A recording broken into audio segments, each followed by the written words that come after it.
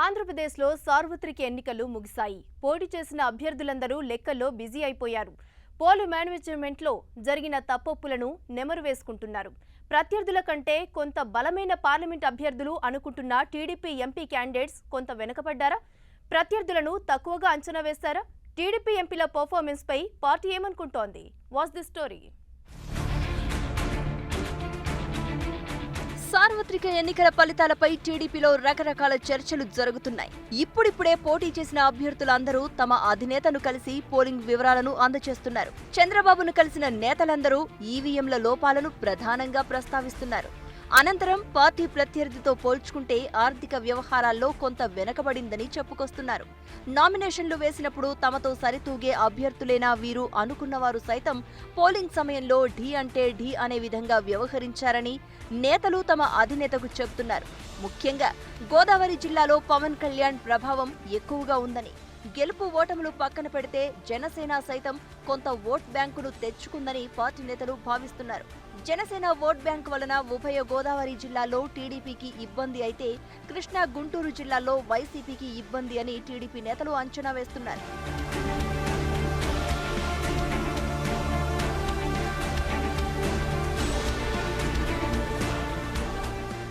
SC category నియోజకవర్గాల్లో TDP కొంత ఇబ్బంది పడిందని ఆ పార్టీ నేతలే చెప్తున్నారు. వైసీపీ అధిష్టానం ఆ సీట్లను ప్రత్యేక దృష్టితో చూసిందని, ఆ విధమైన లబ్ధి వైసీపీకి ఉంటుందేమో అనే అనుమానం టీడీపీ వ్యక్తం చేస్తోంది. ముఖ్యంగా టీడీపీ పార్లమెంటు అభ్యర్థుల విషయంలో పార్టీలో విపరీతమైన చర్చ జరుగుతోంది. నామినేషన్ల సమయంలో టీడీపీ ఎంపీ అభ్యర్థులకు వైసీపీ అభ్యర్థులు కొందరు అసలు ఏమాత్రం పోటీ ఇవ్వలేరు అని అనుకున్నారు. కానీ పోలింగ్ నాటికి ఎక్కువ మంది వైసీపీ పార్లమెంటు అభ్యర్థులు టీడీపీ ఎంపీ అభ్యర్థులకు చుక్కలు చూపించారు. ఎన్నికలు ముగియడంతో టీడీపీ ఎంపీ అభ్యర్థులు ఈ విషయాన్ని అంగీకరిస్తున్నారు.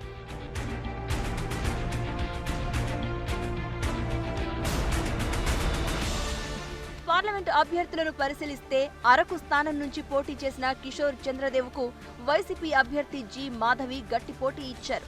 అలాగే విజయనగరం పార్లమెంటు స్థానం నుంచి అశోక్ గజపతిరాజుపై పోటీ చేసిన వైసీపీ అభ్యర్థి బెల్లాన చంద్రశేఖర్ ఢీ అంటే ఢీ అనే విధంగా పోరాటం చేశారు. ఈజీగా గెలుస్తాం అనుకున్న వైజాగ్ స్థానంలోనూ భరత్ కు చుక్కలు చూపించారు జనసేన అభ్యర్థి లక్ష్మీనారాయణ. వైజాగ్ లో బీజేపీ తరపున పురంధేశ్వరి, వైసీపీ తరపున ఎంవి సత్యనారాయణ పోటీ చేశారు. మొదట టీడీపీ గెలుపు నల్లేరుపై నడకే అనుకున్నారు. అనకాపల్లిలో సైతం అడారి ఆనంద్ కు గట్టి పోటీ ఇచ్చారు వైసీపీ అభ్యర్థి సత్యవతి. రాజమండ్రిలో టీడీపీ అభ్యర్థి మాగంటి రూప గెలుపు ఖాయం అనుకున్న వైసీపీ అభ్యర్థి మార్గాన్ని భరత్ హోరాహోరీ పోరాటం చేశారు.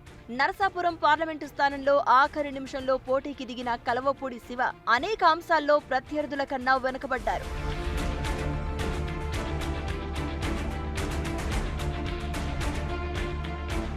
ఏలూరులో సిట్టింగ్ ఎంపీ మాగంటి బాబు గెలుపు నల్లేరుపై నడకే అనుకున్నారు అంతా. కానీ అనూహ్యంగా వైసీపీ అభ్యర్థి కోటగిరి శ్రీధర్ గట్టిగా ఎన్నికల ప్రణాళికతో పోటీలో నిలిచారు. మచిలీపట్నంలో సైతం సిట్టింగ్ ఎంపీ కొనకళ్ల నారాయణను వెనక్కి నెట్టి ముందుకు దూసుకుపోయారు వైసీపీ అభ్యర్థి బాలశౌరి. అదేవిధంగా నరసరావుపేటలో రాజకీయ ఉద్దండుడు రాయపాటి సాంబశివరావు సైతం ప్రత్యర్థి లావు కృష్ణదేవరాయలు స్పీడ్తో కొంత ఇబ్బంది పడ్డారు. బాపట్ల పార్లమెంటులో సైతం వైసీపీ కొత్త అభ్యర్థి ఎం సురేష్ సిట్టింగ్ ఎంపీ మాల్యాద్రికి చుక్కలు చూపించారు. తిరుపతిలో టీడీపీ అభ్యర్థి అయిన మాజీ కేంద్ర మంత్రి పనబాక లక్ష్మి ఎన్నికల మేనేజ్మెంట్ లో వెనకబడ్డారు. ఆమె ప్రత్యర్థి అయిన బల్లి దుర్గాప్రసాద్ గట్టి పోటీ ఇచ్చారు.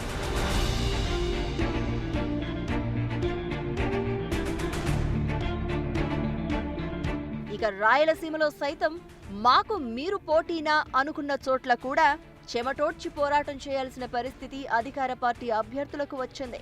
నంద్యాలలో టీడీపీ అభ్యర్థి మాండ్ర శివానందరెడ్డితో ఢీ అంటే ఢీ అనే విధంగా తలపడ్డారు వైసీపీ అభ్యర్థి పోచా బ్రహ్మానందరెడ్డి. అనంతపురం పార్లమెంటులో సైతం జేసీ పవన్ గెలుపు నల్లేరుపై నడకే అని భావించారు టీడీపీ నేతలు. కానీ అక్కడ వైసీపీ అభ్యర్థి అయిన తలారి రంగయ్య అనూహ్యంగా గట్టి పోటీ ఇచ్చారు. హిందూపురంలో సైతం సిట్టింగ్ ఎంపీ నిమ్మల కిష్టప్పకు చెమటలు పట్టించారు వైసీపీ అభ్యర్థి మాజీ పోలీస్ అధికారి మాధవ్.